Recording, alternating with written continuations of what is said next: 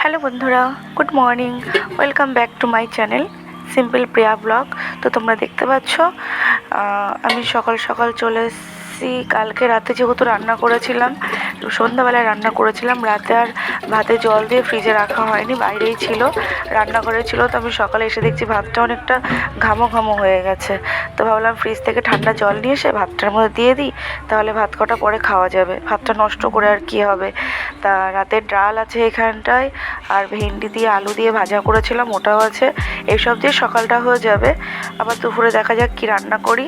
তা যে গরম পড়েছে, এই গরমে বেশি কিছু করছি না, হালকা হালকা রান্না বান্না করছি। আর দেখতে পাচ্ছ এখানে ছেলে ঘুমোচ্ছে।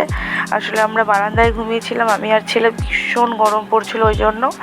তা দেখো ঘরে চলে আসলাম, এসে দেখলাম শোকেসটার সামনেটা যেই অবস্থা ছিল, তো ওটাও টুক করে গুছিয়ে নিলাম। এবার বিছানাটাও তুলে নিই। ঘর প্রচণ্ড নোংরা হয়েছিল, যেহেতু গরমের মধ্যে তো সকাল সকাল উঠতে হচ্ছে, উঠে কাজ মাছ সেরে নিতে হচ্ছে। তো দেখো বিছানাটার অবস্থা, জামা কাপড় সব পড়ে আছে। তো চলো বিছানাটা গুছিয়ে নিই।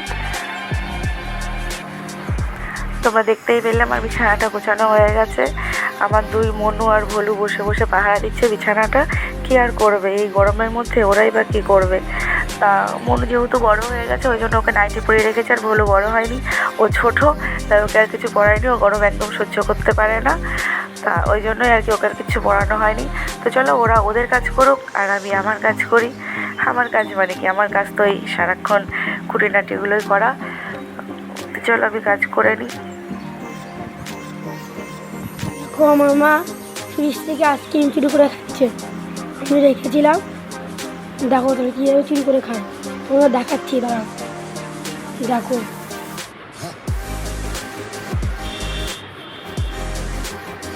তুমি একা একা চুরি করে খেলে? হ্যাঁ কি আমি আইসক্রিম রেখেছিলাম?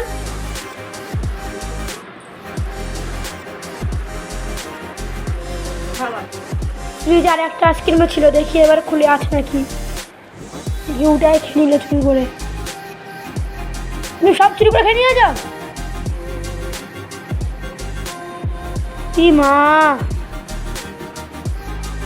দেখো তোর চুরি করে খেয়ে ফেললো, আবার বলছো আমাকে দেবা।